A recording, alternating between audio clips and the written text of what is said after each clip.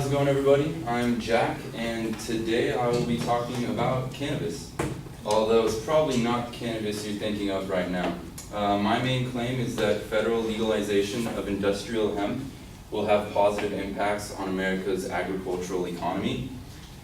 If you're unfamiliar with hemp, it is basically the common name for cannabis strains cultivated exclusively for industrial use or non-drug use. Right now, it's only legalized in a few states, but completely illegal federally. And the problem is farmers must fit numerous qualifications. They have to pay really high state taxes, and they're constantly monitored by agencies like the FDA and the DEA when growing industrial hemp. So due to its relationship to marijuana, they just don't bother trying to grow it. The first supporting claim I want to point out today is hemp products would easily replace more difficult to produce substitutes. Hemp, first of all, could easily replace cotton.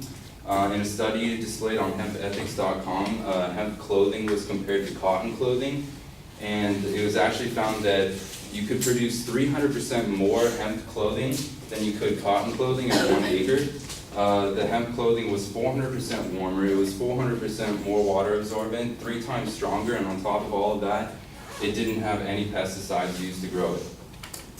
Hemp yields also 4 times more paper than a lumber yard used to make paper like this, tissues, napkins, toilet paper that we use on a daily basis. The problem with those things is that they're white. They don't grow like that. They're bleached with chlorine and harmful chemicals that are detrimental to the environment.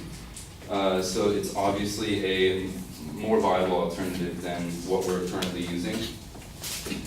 One of the most viable alternatives for hemp is the use in fossil fuels. I'm sure many of you are aware of corn used to produce ethanol. It's a cleaner fuel to produce electricity and drive your car and stuff like that.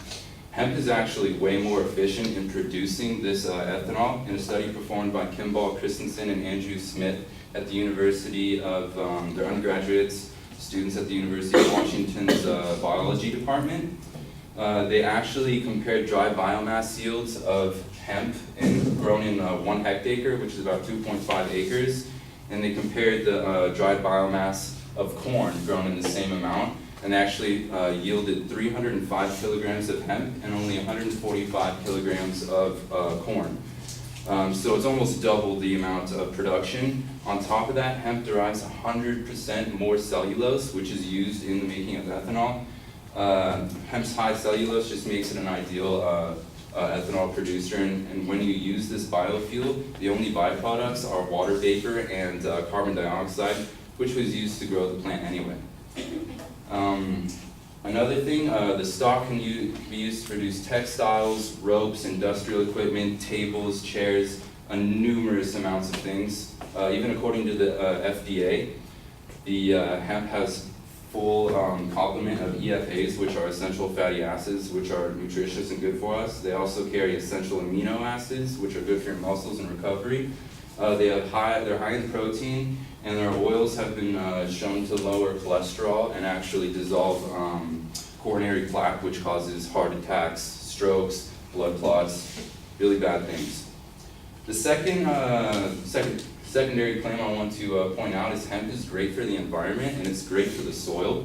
It matures in only 120 days, which means you can grow it year-round multiple times. It's soil from nutrients. The soil nutrients concentrate in both the roots and leaves, which are then just put back into the soil, making it really sustainable, and you can grow it back to back to back, unlike corn or wheat or cotton, which you need to rotate your crops. Hemp actually absorbs heavy metal contaminants in the soil, which can slowly purify the earth. Lastly, hemp does not require any pesticides or herbicides to be grown. You can process it into fiber without the use of chlorine bleach like this, because it's already white. The fibers are already naturally white.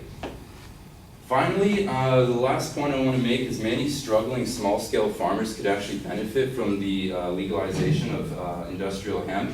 They're kind of limited to small plots of land and growing corn and cotton and wheat, really intensive nutrient loads on the plants. They suck out everything from the soil. With hemp, they can grow it continuously, and with so many products to make from it, their ability to sell and produce different things is just endless.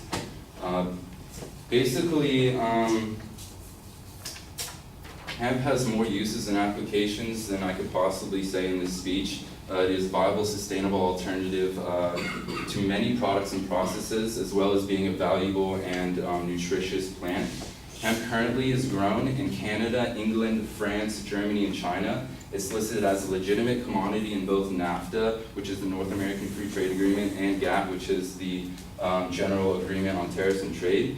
So it can be utilized by the U.S. Hopefully the U.S. will soon wake up to the hundreds of possibilities and potential industrial, nutritional, and agricultural uses of it. And I think it is clearly time to look towards the future of this incredible hemp plant.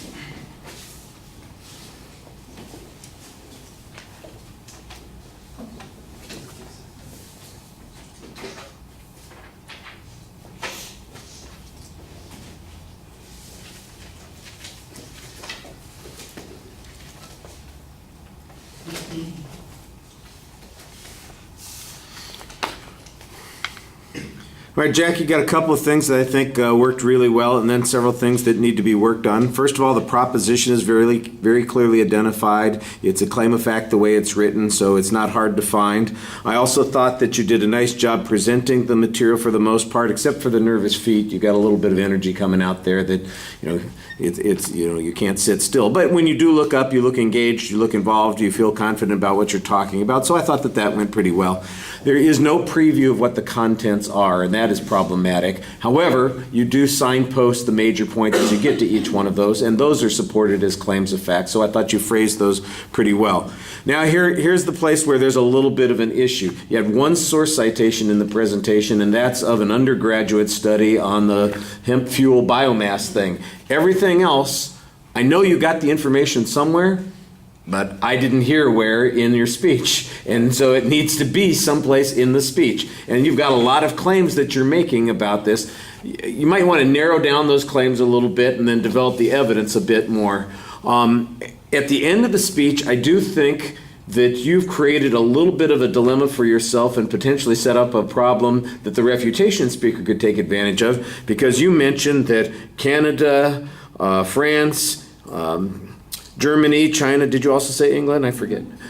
All these countries have this. So I'm wondering, where's the evidence of their thriving hemp economy, where they've replaced cotton and they've got all these cars that are running on biomass fuels and all this kind of stuff? Because if they can have all of this and it's legal in those particular places, we ought to be seeing some of that economic activity. And I don't get any information like that on the speech. So you kind of give us, the thumbnail sketch of all the benefits of hemp without giving us the information that would make the argument compelling and the stuff that would really sell it, would be like the economies of the other places that are using it. All right, thank you.